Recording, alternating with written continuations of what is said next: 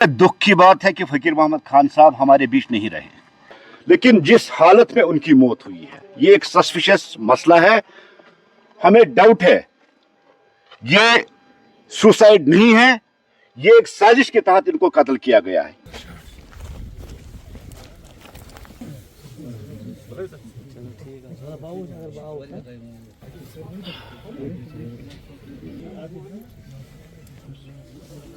नहीं कि हमारा एक पिलर गिर गया है, एक ही चीज़ नहीं कि एक इंसान का पिलर गिर गया और भारतीय जनता पार्टी का एक सतून गिर गया है। देखिए, दुख की बात है कि फकीर मोहम्मद खान साहब हमारे बीच नहीं रहे। जहां तक फकीर मोहम्मद खान साहब का ताल्लुक था, एक दिन पहले मैं उनसे मिला था। मैंने पहले भी ये स्टेटमेंट कहा कि बहुत स्वस्थ थे, सेहतमंद थे, कोई डिप्रेशन नहीं लग रहा था उनके चेहरे पे। हंस के मुझसे बात की, मुझसे मिले, लेकिन जिस हालत में उनकी मौत हुई है ये एक सस्पिशियस मसला है। हमें डाउट है ये सुसाइड नहीं है, ये एक साजिश के तहत इनको कत्ल किया गया है। क्योंकि अगर हम देखेंगे जिस पोजीशन में राइफल है वो बड़ी संभाल के इसकी टांगों के बीच में रखी गई है। अगर इसने खुद ही फायर किया होगा वो उसकी गर्दन यहां लग चुका होगा या गर्दन में, लेकिन जहां उसका फायर है उससे लंबी वो राइफल है जिससे फायर किया गया है। और किन हालात में इसकी मौत वाक़ा हुई है, वहां कौन था, किसने ये किया।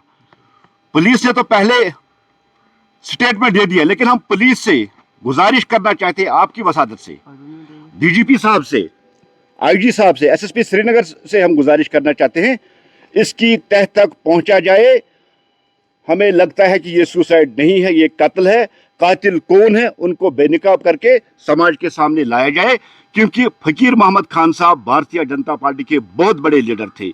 एक आवाज थी गुरेज की, गरीबों की आवाज थी, मिस्कीनों की आवाज थी, आम लोगों की आवाज थी। इस आवाज को दबाने में किसका रोल है? पुलिस को इस पे एक सिट बिठा के दूध का दूध और पानी का पानी अलग करना चाहिए। ये हमारी मांग है, ये हमारी डिमांड है, क्योंकि एक लीडर हमसे जुदा हो चुका है, वो गुजर चुका है। लोगों का एक रिप्रेजेंटेटिव, फार्मर एमएलए, 2024 का कैंडिडेट, एक बड़ी हस्ती थी हमारे लिए, वहां के लोगों के लिए। इतनी बड़ी हस्ती का मौत वाक़ा होना, और वो भी सस्पिशियस हालात में, इनकी मौत वो कहना वो एक मुंबा है। ये आज तक हम सुलझा नहीं पाए कि किस तरह से इनकी मौत वाक़ा हुई। हम आपकी वसादत से, पुलिस डिपार्टमेंट से, एजेंसियों से ये गुजारिश कर रहे हैं कि जो फकीर मोहम्मद खान साहब का कत्ल हुआ, इसके पीछे किसका हाथ है, ये समाज के सामने और पार्टी के सामने। सुनने में आया है कि 3 दिन पहले जो है फकीर मोहम्मद खान साहब दिल्ली भी थे, और 3 दिन पहले ही इनको जो है वापस बुलाया गया है। दिल्ली और कश्मीर के बीच में इतना क्या? नहीं, मैं कह रहा हूँ एक दिन पहले, जिस दिन ये इनकी हत्या हो गई है, जिस दिन इनकी डेथ हुई, एक दिन पहले 4 बजे मुझसे मिले थे, क्योंकि मैं उनका पड़ोसी हूँ, तुलसी बाग में पड़ोसी हूँ उनका। मुझसे मिले, हंस के मुझसे बात की, मुझे उनके चेहरे पे कोई डिप्रेशन नहीं लगा, कोई तनाव नहीं लगा, ऐसी कोई हालत नहीं थी। इसलिए एक बार फिर मैं ये लफ्ज़ दोहराना चाहता हूँ, किसी साजिश का शिकार हुए हैं फकीर मोहम्मद खान, ऐसा लगता है। पुलिस से रिक्वेस्ट है, पुलिस से गुजारिश है, इसकी तह तक पहुँच के कातिलों को बेनकाब करके दिया जाए। और जिस तरह से, जिस हालात में इनकी लाश पड़ी थी, जिस तरह से उनको देखा गया, किसी भी एंगल से नहीं लगता कि इसने सुसाइड किया है। फैमिली को आप मिले थे? अपनी सर्विस राइफल वहां पे रख के, वहां पर पीएसओ नहीं था, तो देखिए ये पुलिस का मसला है, पुलिस इसको इन्वेस्टिगेट कर रही है, और पुलिस उस पीएसओ से पूछे कि उनकी राइफल कहाँ थी और वो कहाँ गए थे। जिस राइफल से इनको शूट किया गया या इन्होंने शूट किया, अभी तो ये इन्वेस्टिगेट ही हो रहा है।